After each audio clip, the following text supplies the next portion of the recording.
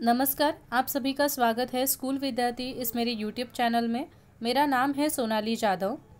School विद्यार्थी इस channel में हम लोग स्कूल रिलेटेड जो स्टफ़ होता है वो देखते हैं, जैसे कि अलग अलग स्टैंडर्ड, उनके चैप्टर्स, उनके पोयम और उनका मीनिंग जानते हैं, उनको कैसे पढ़ना है वो जानते हैं। तो अभी फ़िलहाल सबसे इम्पॉर्टेंट जो स्टैंडर्ड है वो है 10th स्टैंडर्ड। तो उनके लिए ज़्यादा से ज़्यादा वीडियो बनाना बहुत इम्पॉर्टेंट है, ताकि वो उनका जो पोर्शन है वो समय के पहले कंप्लीट कर सके।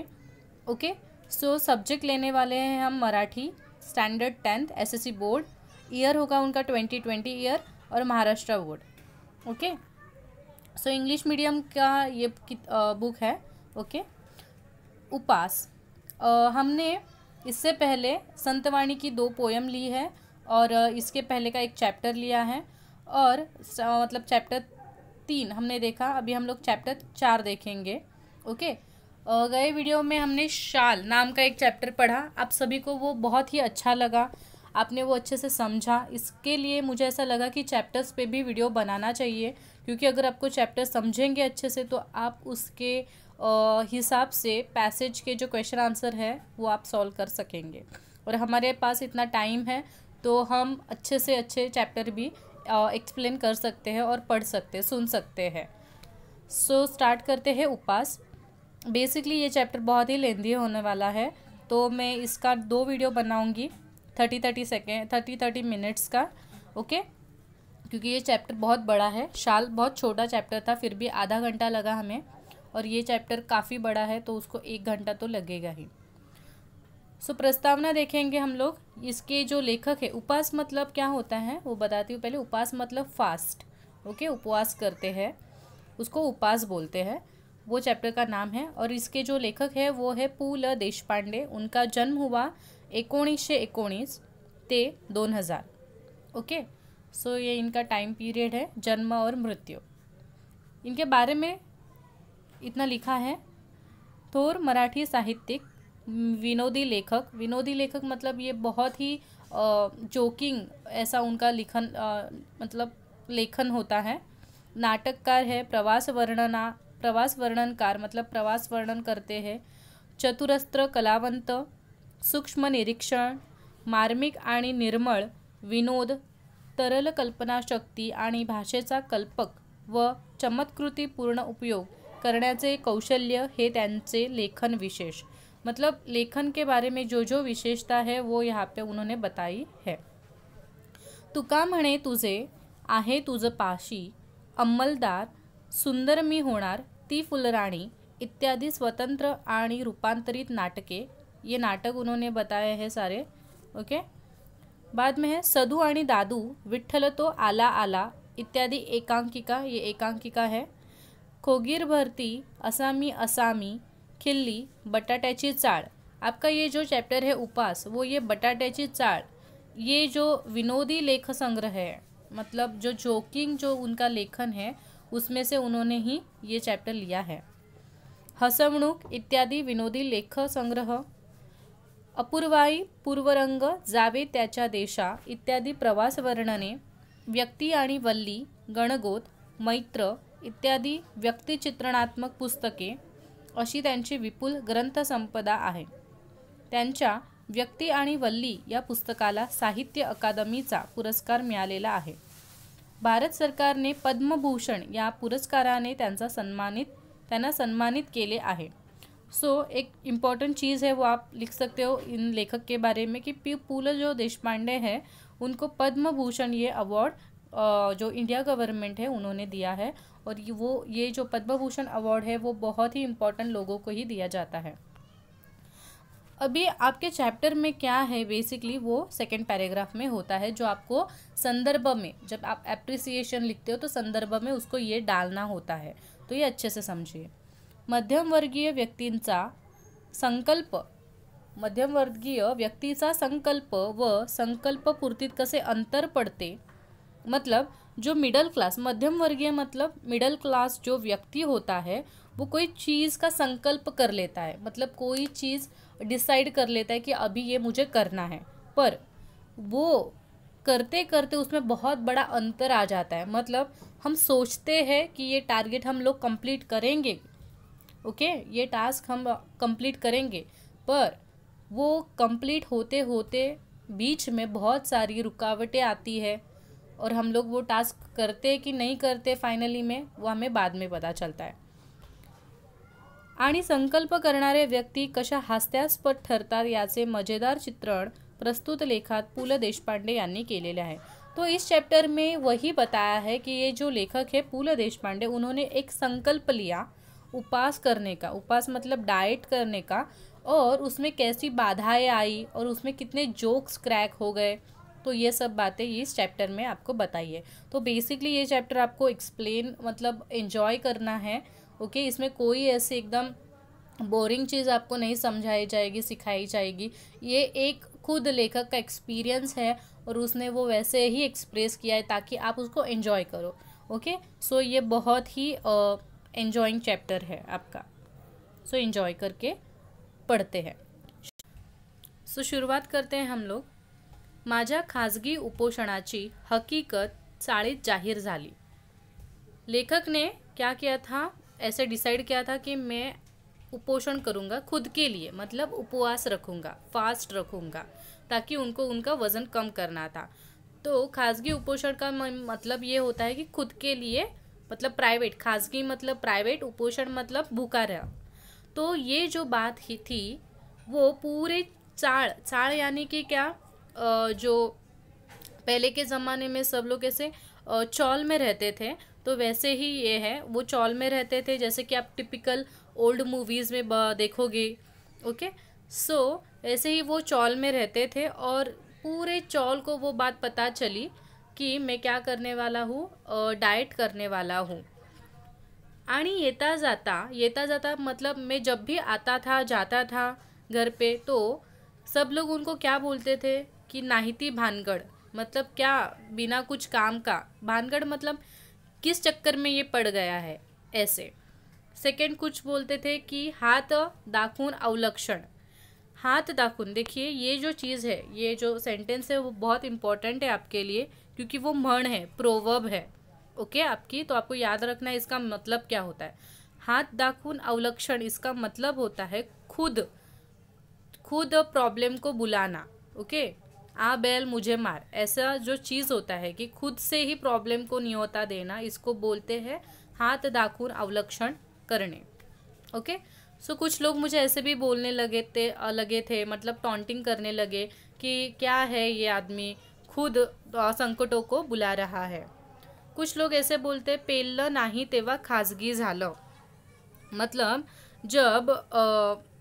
जब बहुत प्रॉब्लम हुआ, ओके, जब उसको मैनेज नहीं हुआ तब जाके उसने डाइट चालू किया होगा.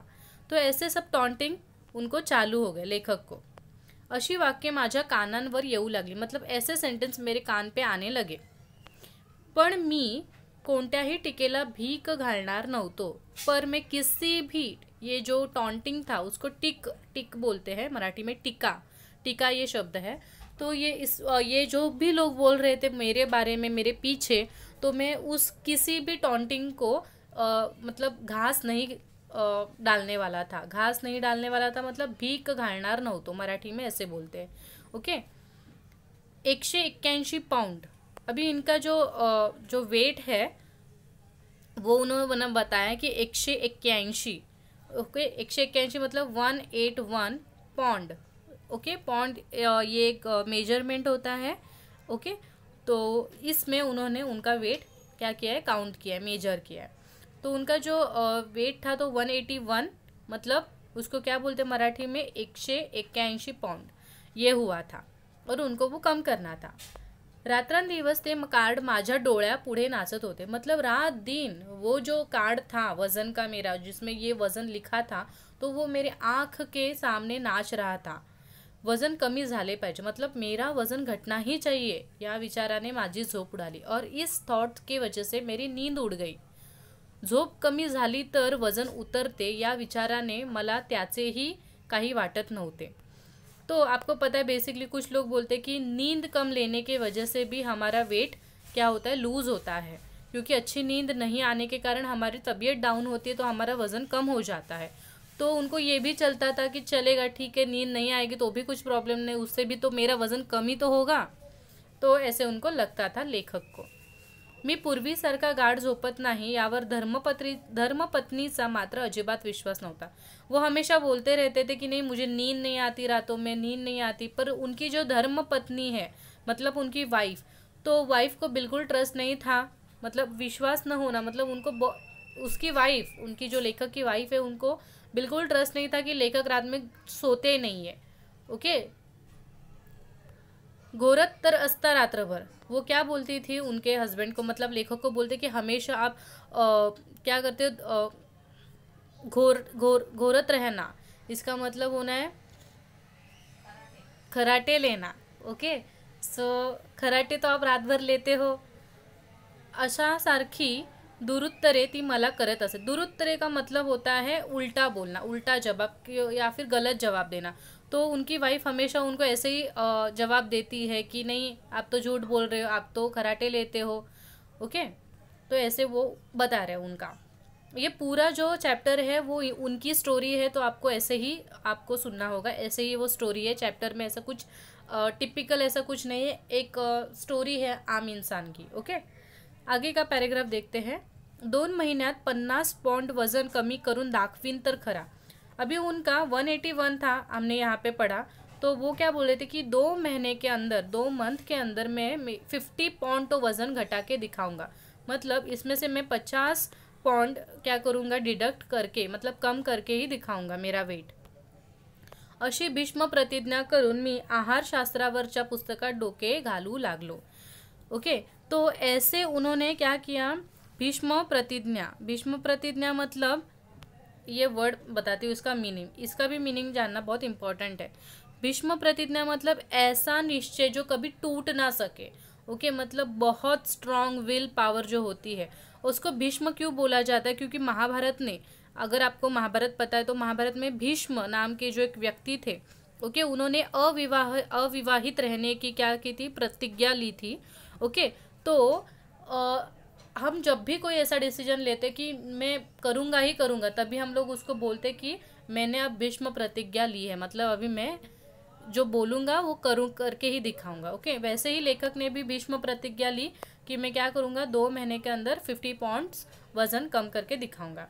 और इसके बाद उन्होंने आहार शास्त्र मतलब डाइटिशियन। ओके, तो डाइट के रिलेटेड जो भी किताब उनकी थी तो उन्होंने उसमें सर डालना चालू किया, मतलब उससे पढ़ना चालू किया। ओके, प्रोटीन युक्त पदार्थ मतलब प्रोटीन वाले चीज़ें, चर्बी युक्त द्रव्य, चर्बी मतलब फैट्स। ओके, फैट्स को क्या बोलते हैं, चर्बी बोलते। तो जो फॅट्स वाले जो द्रव्य होते हैं इत्यादि शब्दांबद्दलची माझी आस्था वाढू लागली। मतलब ये शब्द मैंने उन किताबों से पढ़ना शुरू किए और मुझे बहुत उनके तरफ आस्था बढ़ने लगी, मतलब उन बारे में मैं सोचने लगा। साऱ्या ताटातले अन्न पदार्थ मला न दिसता नुसत्या कॅलरीज मला दिसू लागल्या। मतलब वो किताब पढ़ने के बाद में और वेट लूज़ करने के विचार से मुझे जब भी प्लेट में फूड आता था, अन्न आता था, तो मुझे ऐसा लगता था कि वो अन्न नहीं है, वो अलग चावल नहीं है, रोटी नहीं है, तो वो सिर्फ क्या है, कैलोरीज है। ऐसे ही लेखक को दिखने लगता है। आणि आनंदाची गोष्ट अशी और एक गुड न्यूज़ ऐसी थी कि वजन उतरवण्याच्या शास्त्रात पारंगत झालेले तज्ञ मला रोज डझनवारी भेटू लागले।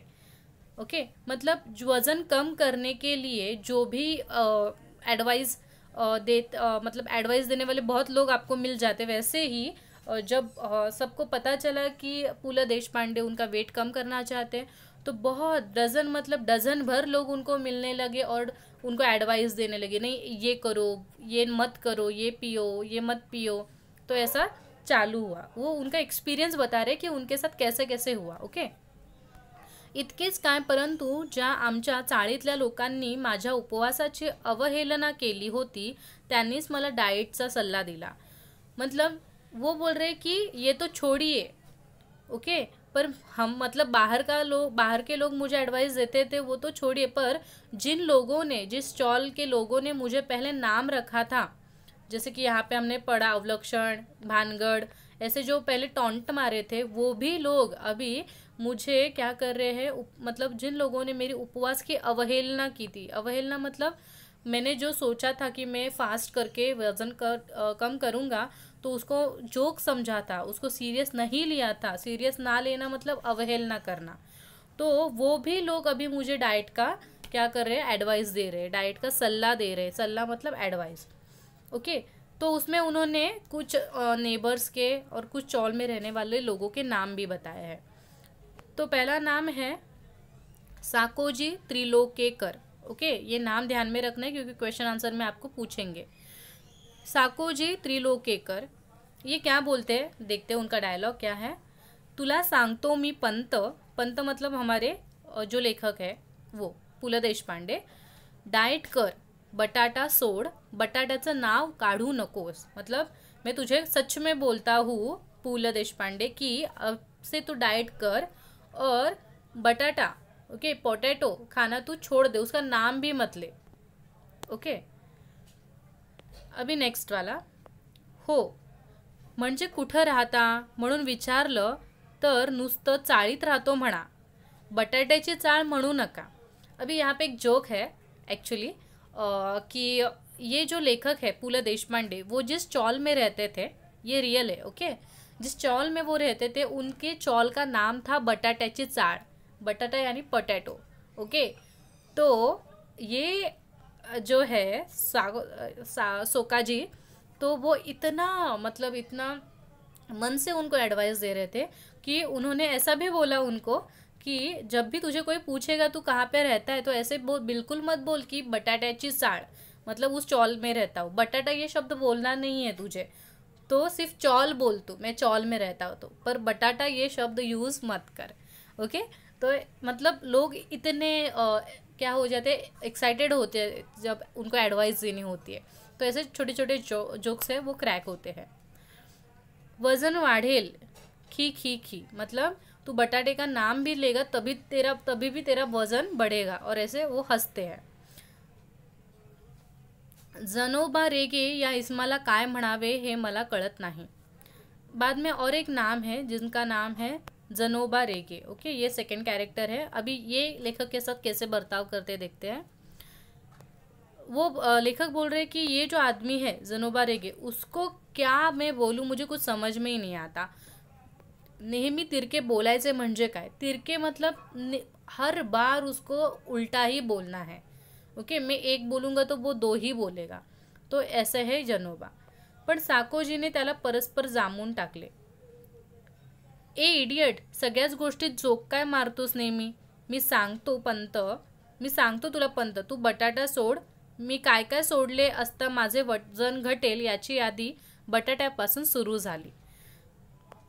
पर ये जो सोकाजी है, जो यहाँ पे हमने देखे, तो ये सोकाजी थे, तो उन्होंने इन जनोबा रेगे को क्या किया, जामुन टाकले, मतलब उनको अनदेखा किया कि या फिर उनको उनके ऊपर ज़्यादा ध्यान नहीं दिया, और उन्होंने बोला कि ए इडियट, ये आपको पता है क्या आता है, सगळ्याच गोष्टी जो मतलब बोलता है कि क्या है तू, हर बात में क्या जोक मारता है, ओके। कोई सीरियस टॉपिक भी होता है, ऐसा उसका मतलब है। तो ये बोलता है, साकोजी फिर से बोलता है कि देख मैं तुझे बोलता हूँ, तू ये पहले बात जो बटाटा है, पोटैटो, वो छोड़ दे, ओके। फिर बाद में लेखक ने लिस्ट बनाना चालू किया। लिस्ट मतलब सब लोग आके ये छोड़ वो छोड़, तो सबसे पहला जो छोड़ने वाला आइटम था वो था पोटैटो। आगे, बटाट्याचं ठीक आहे पण पंत आधी भात सोड, एक सल्ला। बाद में एक आए, मतलब उनका जो नाम है काशीनाथ नाडकर्णी। अभी सब लोग के उन्होंने नाम मेंशन किए, तो ये काशीनाथ नाडकर्णी क्या बोलते हैं कि हाँ ठीक है, तूने पोटैटो छोड़ा है वो तो ठीक है, बटाटा छोड़ दिया तूने, पर तुझे और एक चीज़ छोड़नी होगी, वो है चावल। भात मतलब चावल। भातानं थोडंच लठ्ठ व्हायला होतं, आमच्या कोकणात सगळे भात खातात, कुठं आहेत लठ्ठ, तुम्ही डाळ सोडा। काशीनाथ नाडकर्णी, ओके। मतलब एक आदमी बोला कि ठीक है आपने बटाटा छोड़ा है पर आपको भात भी छोड़ना पड़ेगा, तो उसके रिप्लाई में काशीनाथ नाडकर्णी बोलते हैं कि भात से कुछ नहीं होता, भात से कोई मोटा नहीं होता, और ये जो काशीनाथ नाडकर्णी है वो कोकण नाम के एक जगह पे रहते हैं। वहाँ पे सब लोग मोस्ट ऑफ भात ही खाते, मतलब चावल ही खाते, क्योंकि कोकण ये ऐसा एक प्रदेश है जो समुंदर के बाजू में आता है। ओके, सो समुंदर में बाजू के रहने वाले जो लोग होते हैं वो फिश और राइस ही खाते ज़्यादा। तो उनका ये मानना है काशीनाथ का कि भात से, मतलब चावल खाने से कोई मोटा नहीं होता। हमारे यहाँ तो सब लोग खाते हैं, तो तुझे एक काम करना होगा, तुझे जो दाल होती है, ओके, तो तू दाल छोड़ दे, चावल मत छोड़। नेक्स्ट है, आधे बोलते हैं मुख्य म्हणजे साखर सोड, मतलब सबसे इम्पोर्टेंट तो शुगर छोड़ना चाहिए, तुझे शक्कर छोड़नी चाहिए। मी सांगू का, मीठ सोडा। एक आता है बोलता है कि नमक छोड़ दो। लोणी, तूप, सोडा। एका आठवड्यात 10 पौंड वजन घटलं नाही तर नाव बदलीन, आमच्या हेड क्लार्कच्या वाईफचं घटलं। एक जन आया और बोला कि आप लोणी, मतलब जो बटर है, ओके, घी है, वो आप बिल्कुल खाना छोड़ दीजिए। 1 वीक में आपका 10 पौंड वजन कम होके ही रहेगा। मेरी जो हेड क्लर्क की वाइफ है उन्होंने यही किया था और उनका वजन घट गया। मतलब ऐसे लोग के आपको सजेशन आने लगते हैं, तो वो एक्सपीरियंस उन्होंने आपके साथ शेयर किया लेखक ने चैप्टर में। तेल आणि तळलेले पदार्थ आदि सोडा, मतलब ऑयल, और ऑयल में जो फ्राइड जो भी चीज़ें हैं वो पहले आप छोड़ दो। ये कौन बोला? बाबू काका। एक आदमी आता है बोलता है दिवसा झोपणं सोडा, मतलब आप डे में, मतलब जो दोपहर होती है उसमें मत सोया कीजिए, उससे वेट बढ़ता है, ऐसे कुछ लोग बोलने लगे। खरं म्हणजे पत्ते खेळायचं सोडा, बसून बसून वजन वाढतं। एक आदमी तो इतना ऐसा था, उसका सेंस ऑफ ह्यूमर, तो वो क्या बोला उनको आके कि आप जो पत्ते खेलते हैं, कार्ड खेलते हैं आप, वो आप खेलना छोड़ दो, क्योंकि उसके लिए आप बहुत टाइम पे एक जगह पे बैठे रहते हो, तो उससे आपका वजन बढ़ता है। तो आप पहले वो मतलब कार्ड खेलना आप छोड़ दीजिए। और ये सब सुन के मी मात्र या सर्व जणांचे ऐकून मनाचे करायचे ठरवले। पर लेखक हमारे ग्रेट है पुल देशपांडे, उन्होंने सबकी बात सुनी, पर उनको जो करना था वो वही करेंगे, वो किसी की नहीं सुनने वाले थे। ओके, वो सुनेंगे सबका पर करेंगे अपने मन का। पहिला उपाय म्हणून मी आहार परिवर्तन सुरू केले। सबसे पहला उन्होंने स्टेप लिया, ओके, कि आहार परिवर्तन, मतलब जो आहार वो ले रहे थे, जो खाना खा रहे थे, उसमें कुछ बदलाव उन्होंने शुरू किया। साखरेत सर्वात अधिक कॅलरीज असतात, म्हणून प्रथम बिन साखरेचा चहा शुरू केला। मतलब उनको पता था कि शक्कर में ज़्यादा से ज़्यादा कैलोरीज होती है, तो उन्होंने सोचा कि सबसे पहले मैं क्या करूँगा कि बिना शक्कर वाला मैं चाय पीना शुरू कर दूँगा। पहिल्या दिवशी विशेष फरक ही वाटला नहीं, मतलब उन्होंने जब पहली बार बिना शक्कर का चाय पिया तो उनको इतना ज़्यादा कुछ डिफरेंस नहीं लगा। घरात साखरबंदी जाहिर केली और उनको लगा कि ठीक है, अभी बिना शक्कर वाला चाय का मुझे कुछ प्रॉब्लम नहीं हो रहा है, ठीक लग रहा है, तो उन्होंने डायरेक्टली घर में बोल दिया कि शक्करबंदी, मतलब शुगर वाली कोई चीज़ नहीं। कुटुंबाला सारी दिवाळी तिखटा मिठावर उरकायची सख्त ताकीद दिली, और दिवाली का टाइम था उस टाइम जब ये डाइट का प्लान उन्होंने चालू किया था, तो पूरी दिवाली का जो भी चीज़ होता है वो उसमें शक्कर तो होती है, पर इनके ये ऑर्डर के वजह से, मतलब उन्होंने बोला कि शक्करबंदी होगी, घर में कोई शक्कर वाली चीज़ नहीं बनेगी, तो दिवाली में जो भी नमकीन वाले जो थे आइटम्स वही बने, शक्कर वाले कोई भी आइटम्स दिवाली में नहीं बने। बाद में है मुलांसाठी म्हणून काय थोडं गोडधोडाचं करायचं ते कर, मतलब बच्चों के लिए थोड़ा जो करना है मीठा उतना ही, पर बाकी शक्कर किसी भी चीज़ में शक्कर नहीं होने वाली, नहीं चाहिए, एवढी सवलत ठेवली। मतलब इतना ही एक सवलत था, इतना ही छूट थी उनको, किसी बच्चों के लिए करना है तो थोड़ा बहुत कर सकती है। पहिल्या दिवशीच मला फरक जाणवायला लागला। अभी हमें भी ऐसा ही होता है कि जब भी हम थोड़ा 1-2 दिन डाइट करते तो हमें लगता है ऐसा कि नहीं, फटाक से मेरा वज़न अभी कम होने लगा है, ऐसे हमें महसूस होता है। तो वैसे ही उनको भी ऐसा ही हो गया कि मुझे पहले दिन से ही डिफरेंस महसूस होने लगा। भात अजिबात वर्ज्य करणे अवघड होते, म्हणून फक्त पहिला भात आणि ताकभात ठेवून मधला भात वर्ज्य केला। वर्ज्य इसका मतलब होता है निकाल देना, हटाना। तो वो बोल रहे कि मैं चावल कभी भी अवॉइड नहीं कर सकता, इम्पॉसिबल है उनके लिए कि चावल छोड़ना। तो उन्होंने क्या किया कि पहिला भात, ओके, पहिला भात मतलब जो दोपहर का खाना होता है उसमें उन्होंने चावल रखे, और रात वा ताक भात, ताक भात मधला भात, ओके। मतलब और रात में उन्होंने ताक मतलब छाछ और उसके साथ चावल ये उन्होंने रखा। और जो बीच वाला थोड़ा टाइम होता है जब वो चावल वगैरह खाता है तो वो उन्होंने खाते वो उन्होंने क्या किया, वर्ज किया। वर्ज किया मतलब जो मिडल वाला पोर्शन जो होता है जिसमें वो चावल खाते थे वो उन्होंने क्या किया, अवॉइड किया। पर स्टार्टिंग में और एंडिंग में उन्होंने चावल रखे। बाद में है नुसती उकडलेली पालेभाजी खाणे कसे जमणार हा विचार किती पोकळ होता याचा अनुभव ती खाल्ल्यावर आला आणि नेहमीच्या भाजीत ही निराळे काय करते याचा अजूनही अंदाज आला नहीं। तो बाद में चावल का प्रॉब्लम उनका सॉल्व किया उन्होंने। नेक्स्ट था उनका कि सब्जी, हरी भरी सब्जी खानी है और सिर्फ बॉईल की हुई सब्जी खानी है, उसमें कोई ऑयल नहीं होना चाहिए, ज़्यादा मसाले नहीं होनी चाहिए। तो उनको लगता था कि मैं कैसे ऐसे खा सकता हूँ एकदम सिर्फ बॉईल हुई वेजिटेबल्स। पर बाद में जब उन्होंने खाना चालू किया तो उन्होंने एक बात जानी कि मैं जो रेगुलर सब्ज़ी खाता था मतलब नमक तेल हल्दी वाला और ये वाला सब्ज़ी उसमें ज़्यादा कोई डिफरेंस नहीं है। मतलब ये अभी भी मुझे बॉईल करके देती थी ये, और जो तेल में करती थी तेल यूज़ करके बनाती थी वो ऑलमोस्ट सेम ही है, इतना कुछ डिफरेंस नहीं है। तो उनको वो भी चल गया, ओके। मतलब यहाँ पे वो वाइफ के खाने की थोड़ी बुराई कर रही थी, ओके। नेक्स्ट है पहिला दिवस सुरळीत घेतला, मतलब उनका जो फर्स्ट डे था वो बहुत ही अच्छा गया आणि दुसऱ्या दिवशी व्रतभंगाचा प्रसंग आला। व्रतभंग मतलब जैसे कि उन्होंने डाइट का व्रत लिया था और सेकेंड डे ही ऐसी कोई चीज़ हो जाती है कि जिसमें हमें लगता है नहीं नहीं नहीं अभी इतना तो चलता ही है। तो वैसा ही सिनारियो उनके साथ हुआ कि सेकेंड दिन व्रत भंग होने वाला था उनका डाइट का। क्या होता है तो देखिए, पहिल्या दिवशी निम्म्याहून अधिक कचेरीला माझ्या वजन घटवण्याच्या व्रताची वार्ता गेली। मतलब जहाँ पे वो काम जाते थे, ओके, कचेरी मतलब ऑफिस। पहिल्या दिवशी निम्म्याहून अधिक मतलब मैं वेट लूज़ कराऊँ, वज़न कम कराऊँ, ये जो बात थी, ये जो न्यूज़ थी वो मेरे ऑफिस तक पहुंच गए।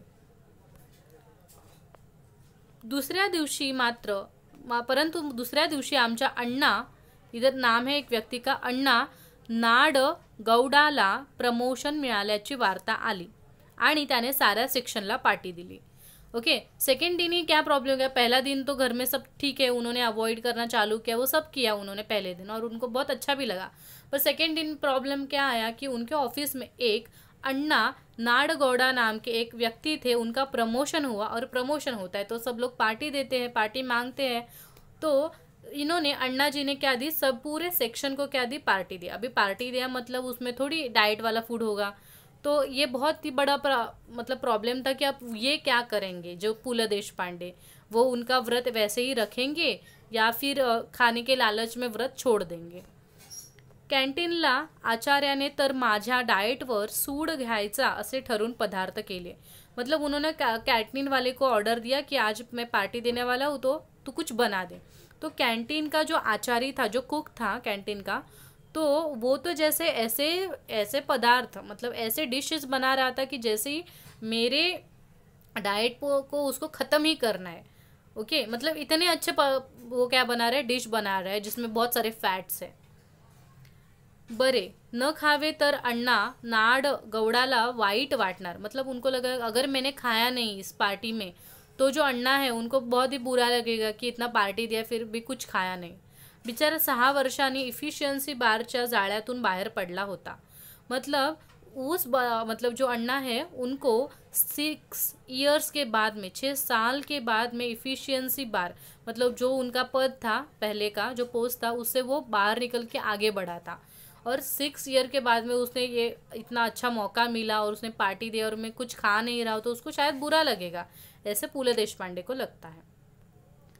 आचार्याने मिठाईत साखर न घालता साखरेत मिठाई घालून आणली होती। मतलब जो कुक था, अभी ये जो हमारे जो लेखक है पु.ल. देशपांडे, उनका बोलने का तरीका बहुत एकदम टॉन्टिंग वाला होता है। तो वो बोल रहे कि जो कुक है उसने मिठाई में शक्कर डाली है कि शक्कर में मिठाई डाली है, इतना मीठा ऐसे वो टॉन्ट कर रहे हैं अभी। घासागणित सहस्रावधी कॅलरीज पोटात चालल्या होत्या, मतलब एक बाइट, घास मतलब क्या होता है, एक बाइट। तो बाइट के बाद में बाइट जो मैं खा रहा हूँ, जिस उसमें मैं बहुत सारी, बहुत करोड़ों हजारों क्या खा रहा हूँ, कैलोरीज मेरे पेट में चली जा रही है, ऐसे उनको लगने लगा। क्योंकि अभी वो क्या सिर्फ डाइट और कैलोरीज के बारे में सोच रहे, तो ऐसे नहीं उनका अभी माइंड काम कर रहा है कि मैं गुलाब जाम खा रहा हूँ, उनका माइंड ऐसे काम कर रहा है कि मैं 10,000 कैलोरीज खा रहा हूँ। ओके, तो उनको इरिटेशन चालू हो रहा है अभी यहाँ पे।